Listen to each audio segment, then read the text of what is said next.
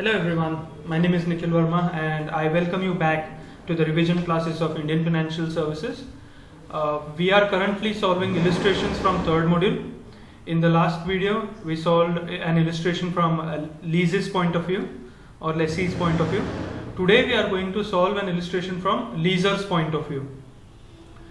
So I have given the question here, this Word file is the question and the solution will be solved on the Excel sheet. So let me just go through the question once so that we have a brief understanding of what the question is about and what we are supposed to do.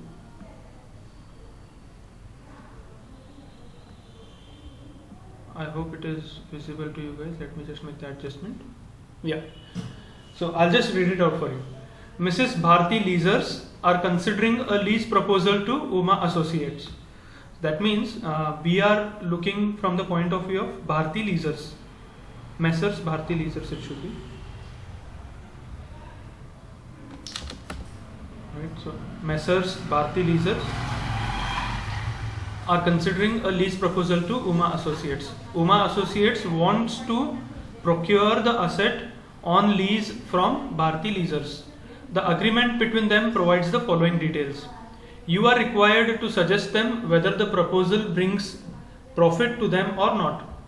So our task is to identify whether this lease agreement is profitable to Bharti Leasers or no. For that, what we are supposed to do, we need to calculate the total cash outflow to purchase the asset or find out the net cost of the asset and then compare it with the net cash inflows, the lease rentals that we are going to get.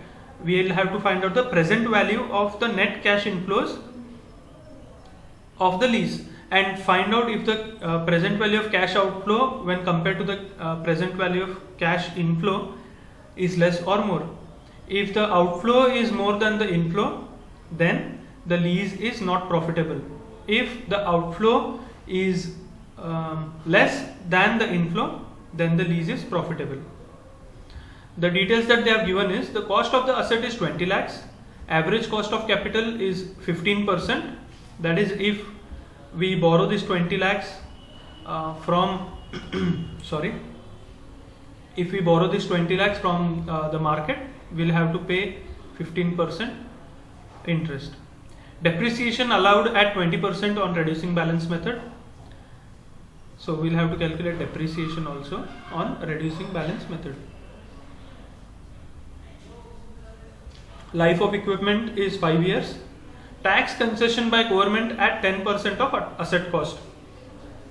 Which means if you are willing to purchase this, that is if Bharti Leasers, Messrs. Bharti Leasers, purchases this asset, they will get a tax concession of 10% on the cost of asset. Salvage value of the asset is 2 lakhs. That means at the end of 5th year, if they sell this asset, they are going to get 2 lakh rupees. Lease amount at the end of each year is 7 lakhs. So their net cash inflow per year is 7 lakhs. Sorry, cash inflow, gross cash inflow is 7 lakhs. The company is in the tax bracket of 50%. So that means whatever income you are going to generate, 50% is going to go to the government. Note, the discount factor at 15% are as follows. So they have also given us the discount factor. So I hope you guys have understood what we are supposed to do. We are supposed to compare the total cash outflow, that is the payment that we are going to make, in relation to the income that we are going to generate in the next 5 years. So there are 4 steps in this, guys. Look at the Excel sheet for more understanding. Like I told you guys, we are going to look from the perspective of Messrs. Bharti Leasers. We are going to see if this deal is beneficial for Bharti Leasers or no. If it is supposed to be beneficial, then the net cash inflow should be more than the net cash outflow. So the 4 steps involved in this are, step 1 is calculation of net cash outflow. We don't have to find the present value of net cash outflow because we are paying the money right now. So that is presently we are paying the money. So we don't have to calculate the present value because that itself will be the present value. Then we'll have to calculate the present value of net cash inflow. Since we are going to get the lease rentals at the end of each year, so we won't be getting the income right from the word go. We'll have to wait for 1 year to get this 7 lakh, then wait for another year to get 7 lakh of the second year. so on and so forth. Then the step 3 is calculation of net present value. We will compare the inflow with the outflow and see the net present value. If it is positive, we will go ahead with the deal. If it is negative, we are not going to go ahead with the deal. That is the step 4 decision, which is based on step 3. Alright, so let us do the calculation of step 1. See, I have already taken the cost of asset 20 lakhs. I have taken it from here, 20 lakhs. Less, I have done tax concession by the government. Like I told you guys when I read the question, see this. Messrs Bharti Leasers or Leasers, sorry. Messer Bharti Leasers are going to get a benefit of 10% from the government if they purchase the asset and lease it out. So 2 lakh is the cost, 20 lakhs is the cost of the asset, less tax concession by government at 10%. See this, 20 lakhs into 10%, that will be 2 lakh. So the net cash outflow, the total cash payment that we are going to make is 18 lakhs rupees. Okay, this is fair and simple. The total cash cost of the asset minus the benefit that we are getting from the government. So 18 lakhs is the net cash outflow. Now we'll have to calculate the net present value of net cash inflow. Now if you see this point here, it says the company is in the tax bracket of 50%. That means whatever will be our net earnings, out of that 50% will go to the government in the form of tax. In order to calculate the tax payable, we will have to find out earnings before tax. Now what are earnings before tax? Whatever income you get minus all the expenses, we get earnings before interest and tax.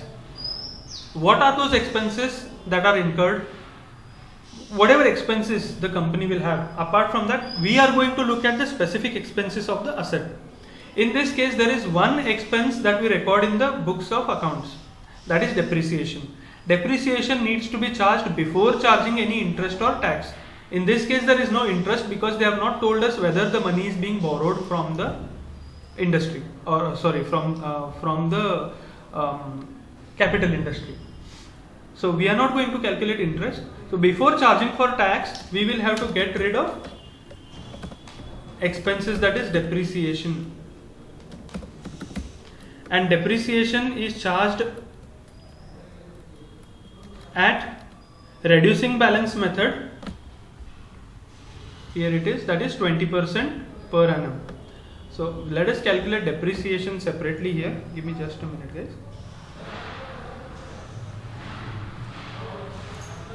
So let us calculate depreciation here.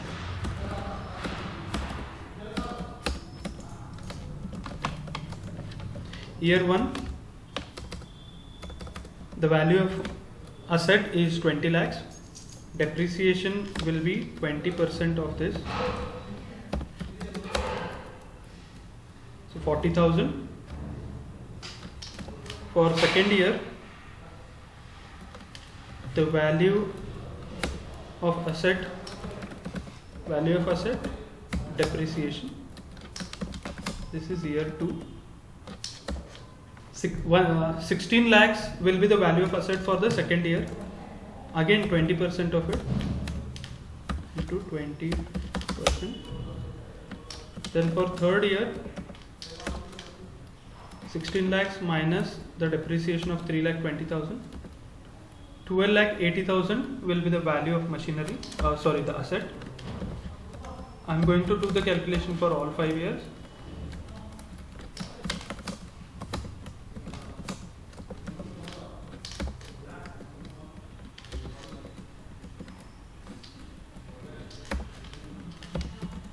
Please bear with me while I do that.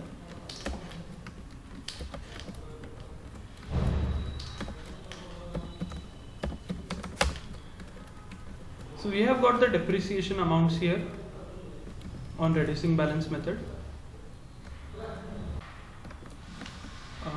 So guys, I have copied the depreciation values from here, and I have also found out the earnings before tax, which is nothing but lease rentals minus the depreciation amount. Okay, so 7 lakhs minus 1,63,840 is 5,36,160. So I've done that for all 5 years. Now that we have provided for depreciation, we will have to calculate tax at 50%. This is equals to earnings before tax into 50 divided by 100, because 50% is the tax. Now I'll copy paste it on all 5 years.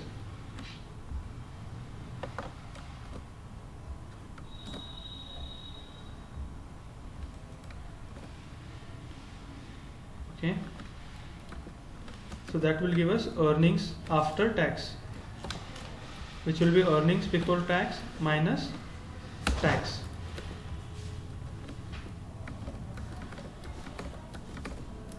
Let me do it for all 5 years. Now that we have calculated earnings after tax, it is time to add the depreciation back. Now why do we have to add the depreciation back? Because depreciation is charged only in the books of accounts. You don't pay depreciation in real. I hope you guys know that. We only provide depreciation in the books of accounts. So in order to find out the actual earnings, we'll have to add depreciation values to the earnings after tax. We have only calculated tax payable to the government and then added the depreciation back to the earnings after tax. So this becomes the cash inflow after tax, which means post paying the taxes, we will be left with this amount.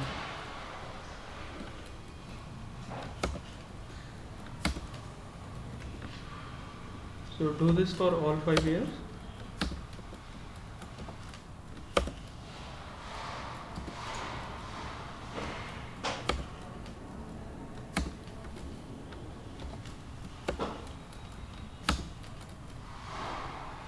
Okay, so we have got these amounts: 5,50,000 for the first year, 5,10,000 for the second year, 4,78,000 for the third year, 4,52,400 for the fourth year, and 4,31,920 for the fifth year.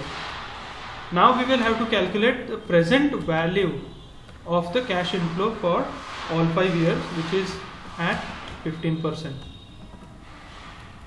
The PV factor is already mentioned here. PV factor at 15%. I have already given in the question, that is 0.86957 for the first year, 0.75614 for the second year, 0.65752 for the third year, 0.57175 for the third year, for the fourth year, and 0.49718 for the fifth year. Now we will have to multiply the PV factor with the cash inflow. So we get present value of cash inflow for the 5 years.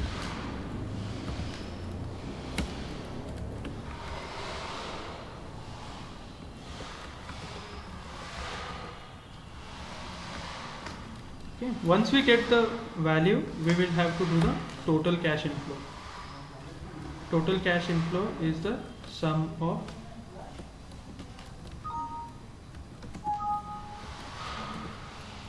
okay, so let me do the math again.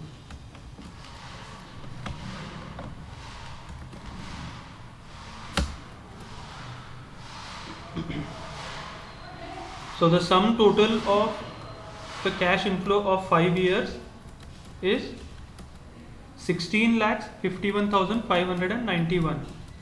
But that is not all. This is the cash inflow for 5 years.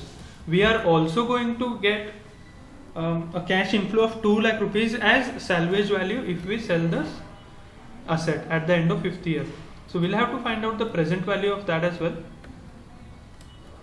So let us calculate it here. 2 lakhs into the present value of 5th year, because salvage value will be given only for 1 year, that is at the end of 5th year. So that will be 99,436, and cash inflow from 5 years, that is present value of cash inflow after 5 years is 16,51,591. So the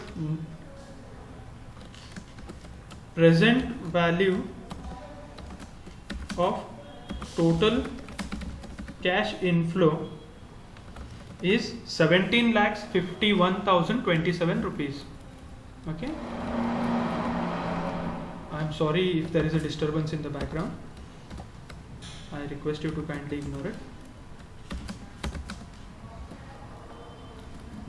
So guys, we have got the amount that we are looking for in the step 2. This is 17,51,027 rupees. So the step 2 is calculation of net present value. Net present value is present value of cash inflow minus present value of cash outflow. So let us take the present value of cash inflow. Let me scroll up. This is value of cash inflow minus the present value of cash outflow. Now we will find out the net present value, which is present value of cash inflow minus present value of cash outflow.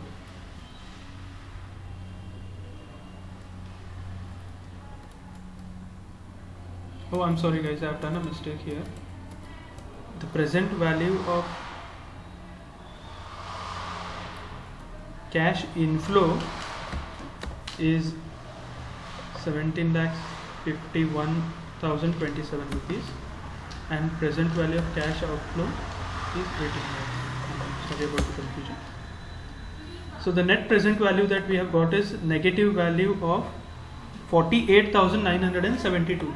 So if you consider the present value of the net cash outflow and the net cash inflow, the company, that is Messrs Bharti Leasers, are going to lose a value of 48,972 rupees. So our decision will be, since the PV of cash outflow is more than the PV of cash inflow, leasing is not profitable. Hence, it is advised to not go ahead with the lease proposal of Uma Associates. So this is how you write the decision. With this, we come to the end of the illustrations of module 3. That's all for today. Thank you guys.